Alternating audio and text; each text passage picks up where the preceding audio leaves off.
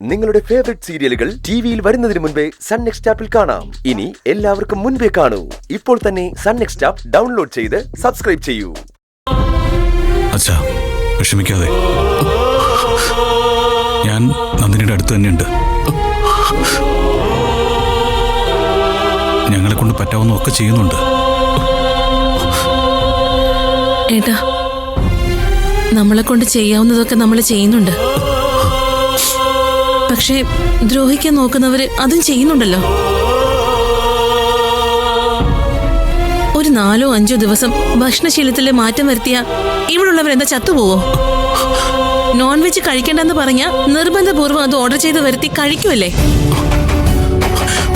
സത്യമാണോ മോളെ?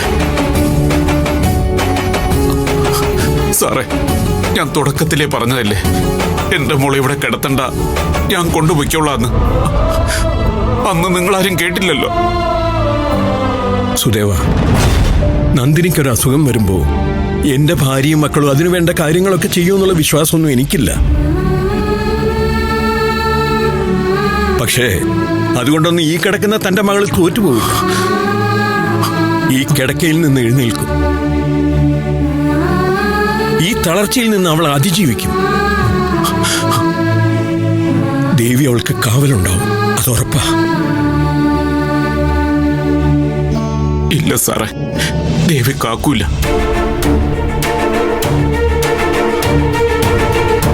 അതിനൊരു കാരണമുണ്ട്. എന്താ അത്? ഇന്നലെ നന്ദിനി എന്നോടത് പറഞ്ഞു. അച്ഛൻ കാര്യം പറയേ. പറയാൻ പേടിയുള്ള കാര്യോ സാറേ? ഇവളുടെ അമ്മ മരിച്ചത് ഈ അസുഖം വന്നിട്ടാ.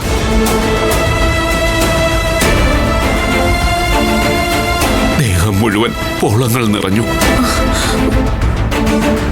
5-6 ദിവസം അനക്കമില്ലാണ്ട് കിടന്നു. പിന്നെ ഒരു ദിവസം രാവിലെ ഞാൻ ചെന്ന് നോക്കുമ്പോ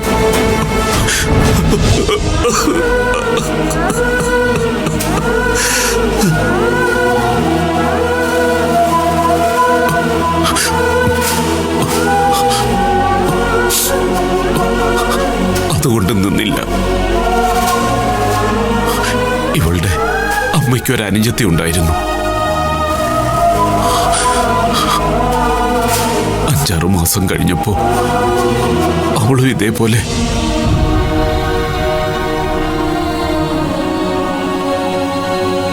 ഈ അസുഖത്തിന് ഞങ്ങൾക്കൊക്കെ പേടിയാ സാറേ. അന്ന് അവര് രണ്ടുപേരും മരിച്ചപ്പോ ഞാൻ വലിയൊരു നേർച്ച നേർന്നിട്ടുണ്ടായിരുന്നു. പിള്ളേർക്കാർക്കും ഒന്നും വരാതിരിക്കാൻ ഏതെങ്കിലും അമ്പലത്തിന്റെ മുമ്പിൽ പോയിരുന്ന് ഭിക്ഷയാചിച്ച് അതിൽ നിന്ന് കിട്ടുന്ന കാശുകൊണ്ട്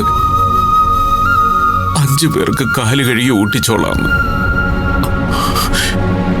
പിന്നെ അതൊക്കെ വിട്ടുപോയി.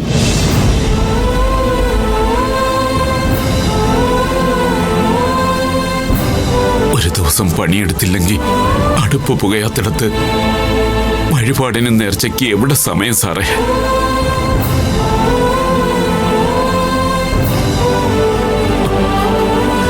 ഞാനത് മുടക്കിയത് കൊണ്ടാ സാറേ എന്റെ മോളിപ്പ കിടന്ന് അനുഭവിക്കുന്ന.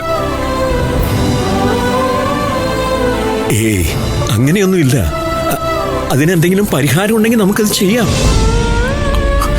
വഴിപാട് ഞാൻ ചെയ്തോളാം സാറേ. ഞാൻ അതിനുള്ള വഴിയൊക്കെ നോക്കിക്കൊള്ളാം. ഈ സമയത്ത് അമ്മ ഇവിടെ ഇല്ലാതായിപ്പോയി. ആ ഒരു കുഴപ്പമേ ഉള്ളൂ. വീട്ടില് കാർത്തുമ്പിച്ചു നനച്ചല്ലേ ഉള്ളൂ. അച്ഛൻ അവരുടെ അടുത്തേക്ക് ചെല്ലേ. എങ്ങനെയാ സാറേ എനിക്കിത് കണ്ടിട്ട് പോവാൻ പറ്റുന്നേ? അച്ഛൻ ചെല്ല്. ഞാനും ആരതിയും ഇയാളുടെ അടുത്ത് നിന്ന് മാറാൻ നിൽക്കുന്നുണ്ട്. സുദേവ, താഴ്ന്നേറ്റേ.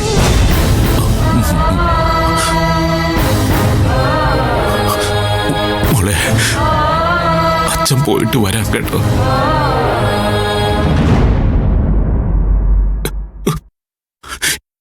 എന്റെ മോക്കൊന്നും പറ്റില്ലടി.